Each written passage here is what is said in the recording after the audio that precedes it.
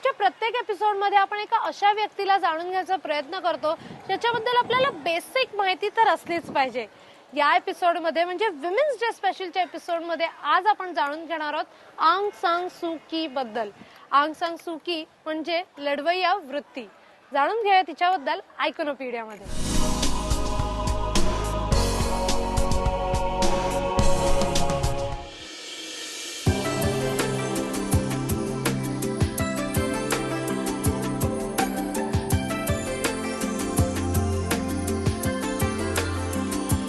आंग सान सू की 19 जून 1945 ला हिचा जन्म रंगूनमध्ये झाला. रंगून म्हणजे म्यानमारची राजधानी, भारताचा शेजारी देश जिथे आजही आर्मीची सत्ता आहे. युनायटेड किंगडमच्या सत्तेतून देशाला स्वतंत्र करण्यासाठी आंग सान सू कीच्या वडिलांनी मॉडर्न ब्रह्मीज आर्मीची स्थापना केली. 1947 साली त्यांची हत्या करण्यात आली. त्यानंतर तिची आई म्यानमार म्हणजे त्यावेळच्या बर्माच्या राजकारणात सामील झाली. 1960 साली ती बर्माची अँबॅसेडर म्हणून भारतात आली आणि तिच्याबरोबर आंग सान सू की ही. आणि 1964 पर्यंत ती शिकली ती दिल्लीतल्या लेडी श्रीराम कॉलेजमध्ये. बर्माच्या जनरल नी वेननं जेव्हा सत्ता सोडली तेव्हा अचानक मिलिटरी राज सुरू झालं, ज्यात लोकशाहीला जागा नव्हती. गांधीजींच्या असहकार चळवळीतून तिनं प्रेरणा घेतली आणि अशा अहिंसक मार्गानं बर्मात लोकशाही आणण्याचं स्वप्न तिनं पाहिलं आणि जन्माला आली national league for democracy he party. तिच्या लढ्यासाठी तिला नजरकैद झाली, पण तरीही तिनं लोकशाहीचा आग्रह सोडला नाही. स्वातंत्र्य हवं असेल तर देश सोड असं तिला सांगण्यात आलं आणि तिनं नजरकैद पत्करली. तिच्या या अखंड लढ्यासाठी तिला 1991 साली शांततेचं नोबेल प्राइज मिळालं. तिच्या एका फेमस भाषणातला हा एक उतारा. सत्ता माणसाला भ्रष्ट करत नाही तर भयामुळे माणसं भ्रष्ट होतात. सत्ता गमावण्याच्या भीतीमुळे सत्ताधारी भ्रष्ट होतात आणि सत्तेच्या भयामुळे जनता भ्रष्ट होते. आंग सान सू की. तू तो मेरा यार है, तू तो मेरा दोस्त है असं आपण सतत एकमेकांना सांगत असतो, पण याच फ्रेंडशिप मध्ये, यारी दोस्तीमध्ये आपण एकमेकांना किती ओळखतो, म्हणजे आपल्या मैत्रिणीच्या आयुष्यात काय घडतंय किंवा तिला काय होतंय याच्याबद्दल मुलांना किती माहिती असतं हे जाणून घेतलंय रिचाने. विमेन्स डेच्या निमित्ताने मासिक पाळी जी मुलींच्या दैनंदिन आयुष्यातला एक मुख्य भाग आहे, पण याबद्दल मुलांना किती माहिती आहे हे आज जाणून घेतलंय युट्यूबने. पिरियड्स बद्दल तसं फारसं काहीच नॉलेज नाही. नहीं कुछ नहीं पता. महिलांच्या संदर्भात एक नाजुक प्रश्न आहे. स्कूल में सीखा था कुछ उसके बारे में कुछ. I think it's a male period और समथिंग. स्कूल में पहले पढ़ा था लेकिन याद नहीं आ रहा एक्चुअली.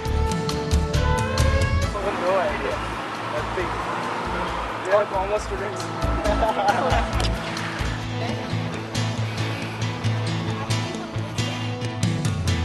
मैंने ज़्यादा पढ़ा नहीं है, लेकिन थोड़ा मेरे दोस्तों में जो डिस्कस होता है वो मैं बता रहा हूँ. 4 दिन के लिए कुछ भगवान को टच नहीं कर सकते, या रसोई घर में भी कोई उसमें परिवार में रहता है, रसोई घर में भी एंट्री नहीं कर सकते. It is generally complicated towards main point of view. Periods बद्दल मला कल्पना आहे. माझी आई त्याविषयी मला म्हणजे माझ्या घरी बहीण पण आहे, त्यामुळे आमच्याकडे खुलं डिस्कशन याविषयी होतं. महिन्यात कुणाला 5 दिवसाची, कुणाला 7 दिवसाची, तर कुणाला 3 दिवसाची येते ना.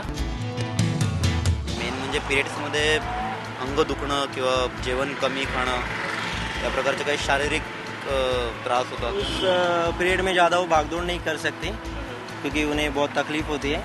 End that is necessary because womens औरतों को वो they are responsible for protection. उस टाइम पे दे डोंट कन्सीव. जहाँ तक मुझे पता है it's a very painful time period for them. आणि त्याच्यामध्ये बऱ्याच काही स्टेजेस असतात. काहीतरी ते पहिले 7 दिवस, नंतरचे 7 दिवस काहीतरी म्हणतात, but what exactly it is I don't know. The menstrual cycle ends after some 45 or 50 age, after a particular age. That's what I know when I was in 10th. We have girls with us in our batch and it's a problem for them. It's a big thing for them and we actually salute females for going through that period. ज्यांना माहित नाही त्यांची डोकीच रिकामी. याच रिकाम्या डोक्यांना भरण्यासाठी youth ट्यूबचं ज्ञान youth tube download मध्ये.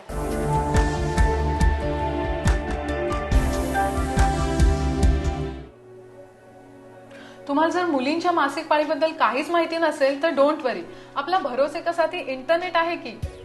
गुगलवर जा, notjustpink.com टाईप करा and just have a look. काय व्हरायटी इन्फो आहे ह्याच्यावर.